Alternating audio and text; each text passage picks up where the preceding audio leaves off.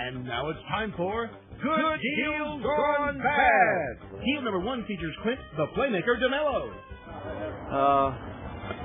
Month's been going okay. Well, not for sales side. Clint is going head-to-head with Danny the Snake, a salesman from a sister dealership to Manteca Dodge, Friendly Chevrolet. Clint is just, he's having a slow day, probably a slow month. And then there's the customer, Ricky Harvey. We're just waiting to see what our price is going on, our interest rate and everything on the car, looking to buy a new Dodge. So here's the story. Ricky, the customer, wants to buy a new car. Clint DeMello has not only sold Ricky cars in the past, they're friends. Danny is a salesperson at Friendly Chevrolet, a dealership owned by the same family who owns Manteca Dodge, which is where Clint DeMello works.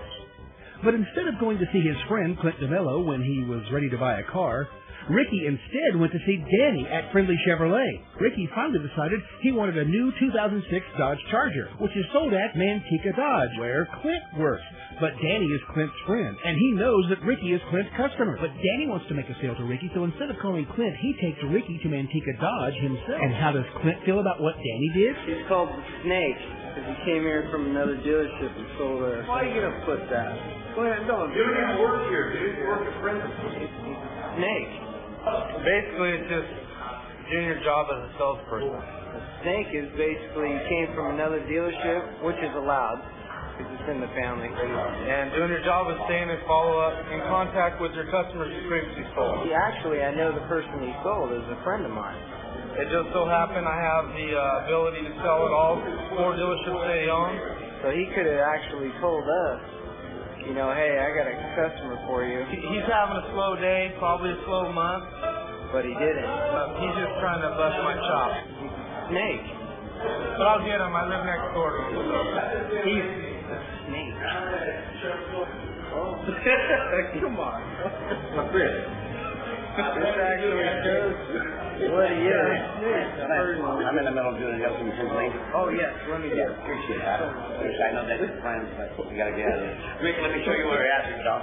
You told me if I couldn't get to your payment, I couldn't earn your business, right? I mean, this is lower payment, and only changes by a point, but your excellent credit helps us get there. I'll do it.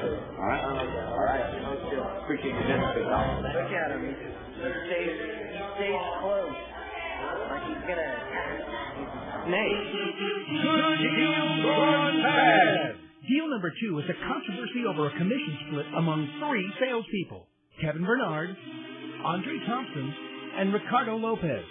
An issue which could call for the meeting of the Kangaroo Court. More on that later. 3 salesmen vying for a commission split on a big sale, but only 2 can be on the deal. This Good Deal Gone Bad segment begins with Andre finding out that he may not get the commission. Ricardo, you had it before him. Okay? And then you went home yesterday, and he got him yesterday. Yeah, you didn't care about Ricardo.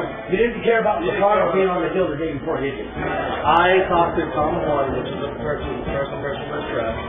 First, this gentleman was on the first half of the deal, which is Kevin Bizard. Probably 3 months ago. Hold up. Over here we have a 72-hour protection, but, you know, sometimes that 72 hours ends. What happened on that deal there was Kevin Bernard, up is when you go out and greet the customer. Late Monday night, probably about 9 o'clock. The individual about the truck, he worked with about 4 or 5 different salesmen. He didn't go over there. Nobody asked you to. No, he was there when the guy was here. So he's doing something on the computer back there. The person on the front, which was Kevin, talked to Tom the day before. Alright, so the guy came back, and Ricardo helped him. Spent the whole day with him. Tom came, and then I talked to Tom, so I felt that was my deal. Thursday, the guy came back. Nobody knew Ricardo was here, and Andre took him. So after that, Ricardo talked to Tom. I don't want to make this too confusing. So now you got 3 guys on the deal. You can only have 2. First one in, last one in. So the guy came back again today, which would have been fine if Andre would have got him. But Andre had a customer sitting on the showroom floor working the deal. You don't want it?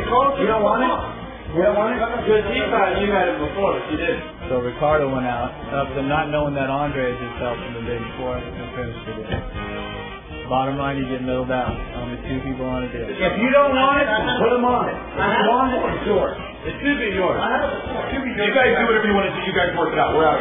You guys work it out. You guys go work it out. And because the last person who closed the deal legally makes him the person that gets the deal.